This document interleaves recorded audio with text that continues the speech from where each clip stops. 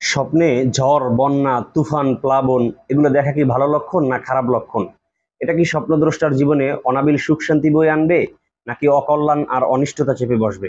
বিষয়টি নিয়ে বিস্তারিত কথা বলবো আমরা তাবিরুর রুইয়া, তাফসিরুল আহলাম এবং আল্লামা মুহাম্মদ ইবনে সিরিন রহিমাহুল্লাহর আরো স্বপ্ন সম্পৃক্ত আরো বেশ কয়েকটি কিতাব থেকে, বিশেষ করে সুলেমানি খাবনামা, তাবির সাদেক সহ আরো বিভিন্ন প্রকার বই থেকে। দর্শক, এই বিষয়টি নিয়ে বিস্তারিত কথা বলার পূর্বে আপনাদের কাছে একটি নিবেদন থাকবে। আপনারা যদি আমাদের চ্যানেল কিংবা পেজে নতুন হয়ে থাকেন, অবশ্যই চ্যানেলটি সাবস্ক্রাইব করে রাখবেন।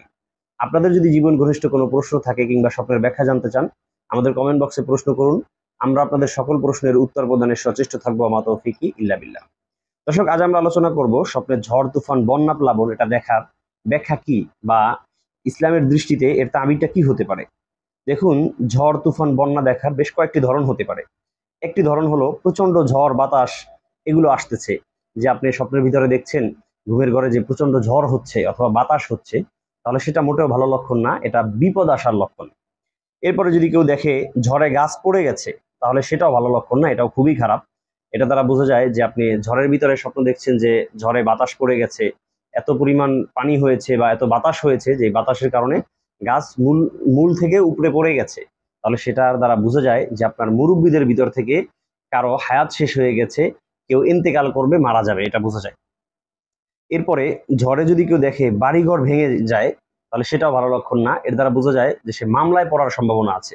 যে কোনো প্রকার মামলা মোকদ্দমায় হোক অথবা বিচার সালিসির সম্মুখীন সে হতে পারে যদি বাড়িঘর ভেঙে যেতে দেখে। আর যদি দেখে হালকা বৃষ্টি হচ্ছে, তাহলে সেটা খুবই ভালো লক্ষণ, এটা আল্লাহ তাআলার রহমত প্রাপ্তির লক্ষণ। স্বপ্ন দেখছে যে হালকা হালকা বৃষ্টি হচ্ছে, তাহলে সেটা কিন্তু খুব ভালো।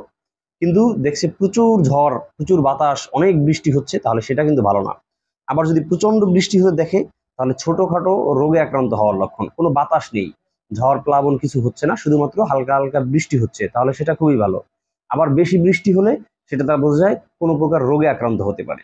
দর্শক, আমরা এখানে বেশ 5-6টি ব্যাখ্যার কথা উল্লেখ করেছি। আল্লামা মুহাম্মদ ইবনে সিরিন রাহিমাহুল্লাহ তার তাবিরুর রুইয়ার ভিতরে এবং তাফসিরুল আহলামের ভিতরে এই ধরনের ব্যাখ্যাগুলো উল্লেখ করা হয়েছে যে স্বপ্নে যদি কেউ দেখে ঝড়, বন্যা, বাতাস, প্লাবন, তাহলে তার ধরন অনুযায়ী স্বপ্নের ব্যাখ্যা কিন্তু ভিন্ন হতে পারে।